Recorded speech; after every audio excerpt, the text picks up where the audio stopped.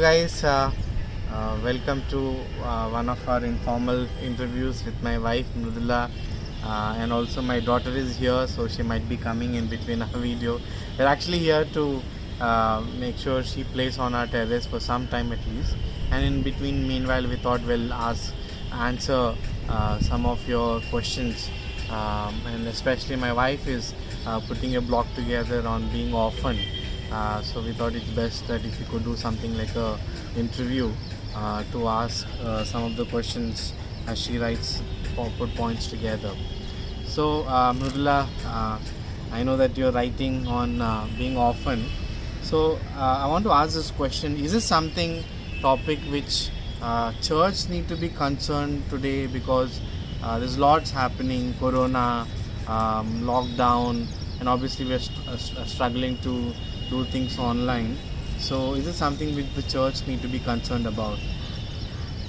Definitely, because feeling orphaned is it's not literally being orphaned. There's one thing, of course, due to COVID, a lot of children are losing their parents physically, but as human beings, we tend to also have a spiritual aspect in us.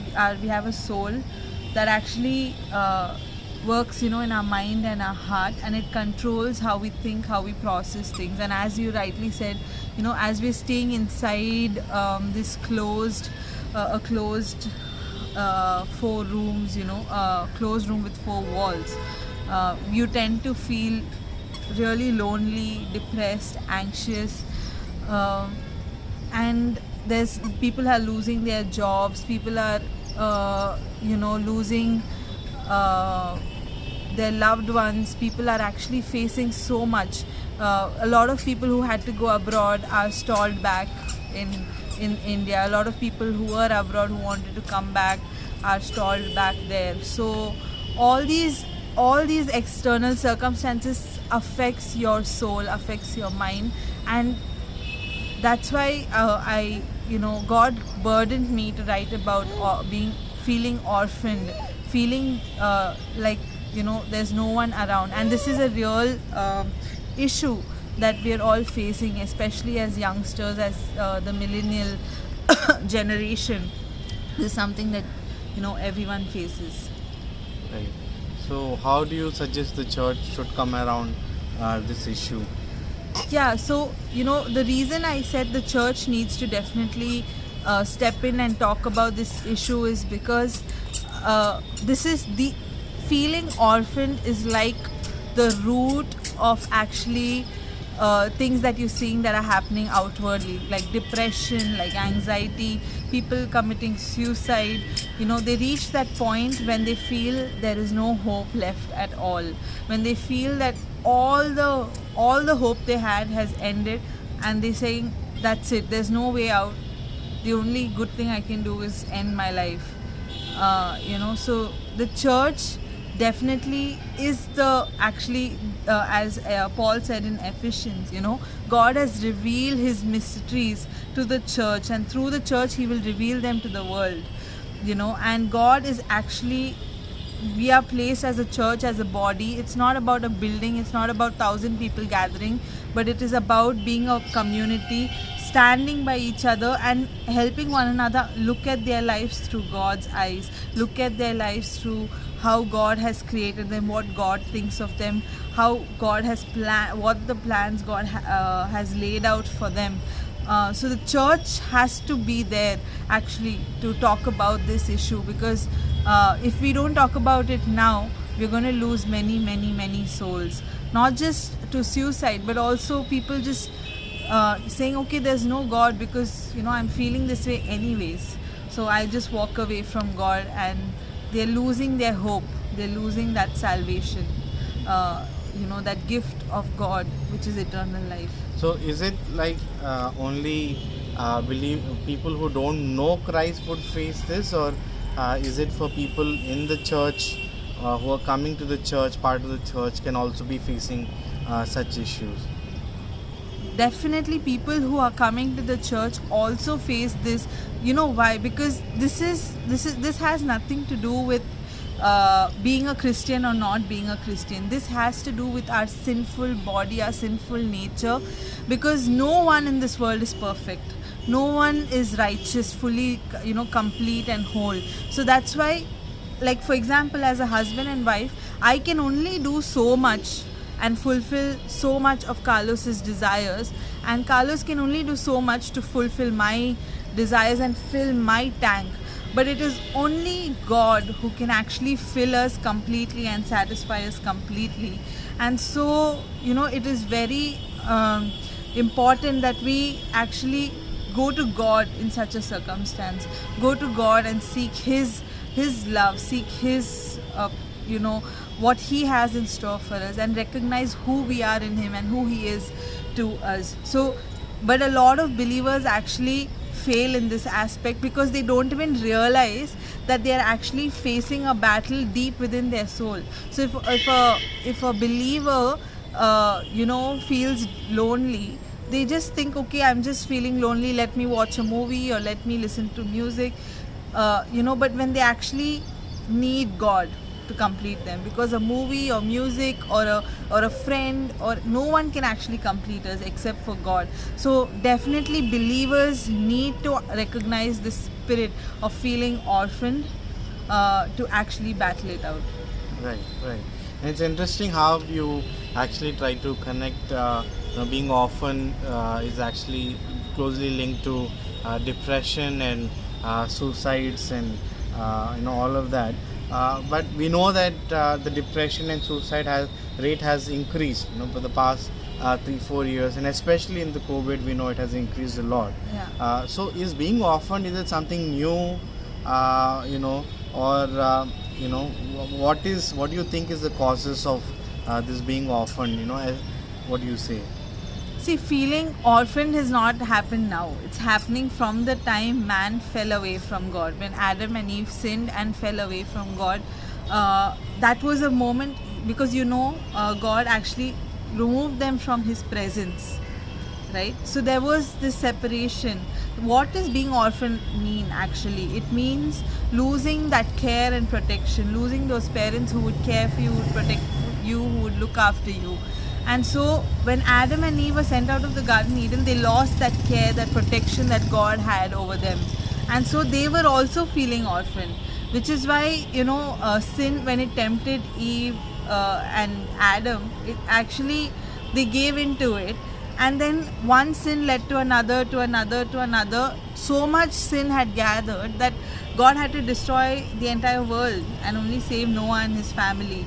So, sin is like the root of us feeling orphaned, us feeling lost, because we are all sinful in nature, and so we need to battle out sin. That's why I said, reason even believers may fall, prey to the spirit of being orphaned is because of this sin in human beings. So I also feel lonely, but the problem is not about just feeling lonely or feeling depressed. As you said, it is about dealing with it. And how do you deal with it? It is with the very word of God. It is with the help of the Spirit of God. That is why Jesus said, I am not leaving you as orphans, but I will send the Holy Spirit. I will come to you, He said. And He was talking about the Holy Spirit as our comforter, counselor. So as believers, we need to have the Holy Spirit to guard us, to lead us and guide us. Right. So, I like the quote what you said. Sin is the very root of feeling orphaned, and you also said you felt lonely at times. And so, can you? It's a bit personal question. Can you describe any moment in your life where you felt orphaned, and how you are able to overcome it in your own life? Yeah, I'd like to go back like a lot of years back. When I was a teenager, or I was a youngster rather. There was this desire that people accept me. So even I'm talking about a church setting. So we were a youth group, teens youth group in our church, and I was active and everyone was active. But I always wanted to sort of be out there, show myself, and I used to feel jealous when I see someone else being blessed, or I feel someone else, you know, doing better than me, and I used to then think, okay, I'm not worthy, I'm not enough, you know, and then I used to feel lonely that okay, I'm left out because I'm not as good as them, so I'm something less. So all those were actually that orphan spirit in me, you know. And what were the repercussions? I would just randomly stop talking to people, you know, and when they were not at all on the wrong, they were being blessed, they were enjoying God's blessings, but I was jealous of them, and I was like, basically in this spirit of often you pity yourself. Oh, I am feeling low, I am being left out, I am being this thing, but you don't realize actually it is jealousy, it is a sin that is causing you to feel that way, or it is you know, be pride, wanting to be there, you know, that is actually causing you to feel that way. So it is that orphan spirit actually comes from those roots of jealousy, pride, ego, and it also comes from brokenness, you know. It comes from feeling unworthy. Right. It comes from thinking, oh, I'm not like a class topper, I'm not as good as that girl, you know, who's a class topper, so I am much lesser, and you know, that beats you down. But the problem is we ignore those feelings, and I was also ignoring it until 2-3 years later when God encountered me. And you won't believe, the first thing God did was break that chain of orphan spirit, and God told me, Mridula, you are not an orphan, but you are my daughter. There's a song that says, you know, Father God, I wonder how I managed to exist without your love, without your care. And that was the song through which God spoke to me and said, I am your father. You know, in this world you may be alone. In this world, you know, they may think anything, but you are my child. I've created you with a purpose. There is no other Mridula in this world. And he took away that spirit of orphan spirit, and I just saw a complete shift in my character. Now I no longer was jealous of people who, you know, were doing better than me. Now I'm no longer thinking that I want to be on the top. In fact, even if people put me on the top, I feel like really like, okay, again, you know, there's an opposite end of it, feeling like unworthy of that kind of a recognition. But there is a balance to it where I say, okay, thank you God for giving me that grace to be where I am today. So it is a balance, and it will only come when you recognize who you are in Jesus Christ, when you accept your strength. Another thing was, God helped me realize, okay, these are your strengths and these are your weaknesses, and made me understand the world through his perspective. That okay, Carlos may be good at you know, words, you may not be good at words, but that's okay, you are good at helping others. You know, this person may be good at you know, singing, but that you may not be good at singing, but you are good at you know, probably writing. So everyone has their own gifts God has given, and that God helped me understand. So basically, the orphan spirit, God helped me deal with it by looking at myself and looking at the world through his perspective, through his eyes. Right. This is my last question, and you actually answered it.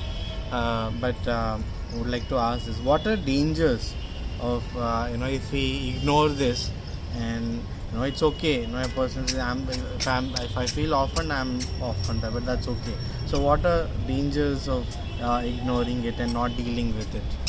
Yeah, the danger of ignoring this feeling of orphan, which a lot of us do because we don't even recognize it. Right. Like I said, I didn't realize I was actually dealing with an orphan spirit as a teenager, and that's why I was getting upset when someone would say a small thing against me, or when, you know, someone was doing better than me.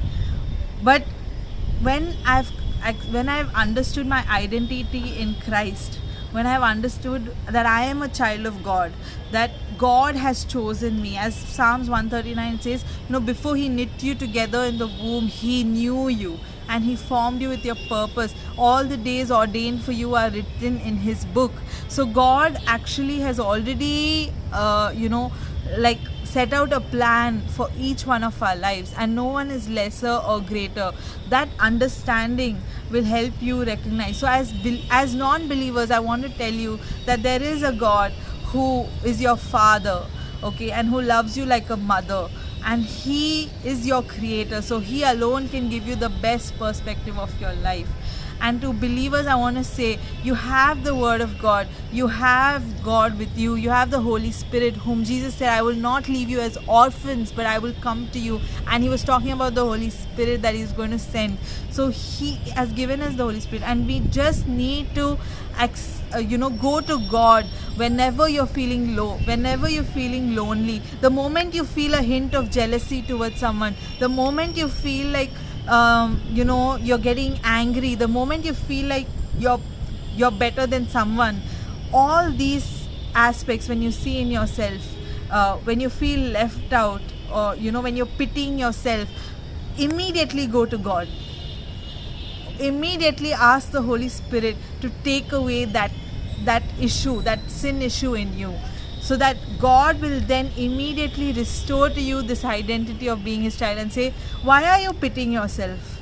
Am I not there to care for you? See, when Elijah was really he was tired of running away from the king and the king's wife, Elijah actually went he got so tired, he was in a bush and he wanted to die, and then he said, God, just let me die. But he called out to God, and then God gave him water and food. And then God told Elijah, you think you're alone, but actually I have 7,000 men already kept righteous and who are good. So we need to ask God, and God will remind you of his perspective, of his understanding of that situation. So the moment you're feeling jealous of someone, immediately call out to God. God will then show you how you should deal with that situation. When someone hurts you or harms you, ask God, what should I do, God? Ask the Holy Spirit, Holy Spirit, lead me. And you will see the Holy Spirit will tell you how to respond to that person who has hurt you and anger or done anything. In fact, I've always seen, when I've gone to God, when someone has hurt me, God helps me to see why they did what they did. Normally when someone does something against you, you say, this person did this to me, but we fail to understand why that person did it. Because a lot of times, like I said, because you are reacting because of a sin issue in you, because of an orphan spirit in you, even they are doing what they're doing because of an orphan spirit in them, and you need to see why are they doing what they're doing. And when you do that, you are also saving yourself from feeling orphaned, from dealing with the spirit of orphan.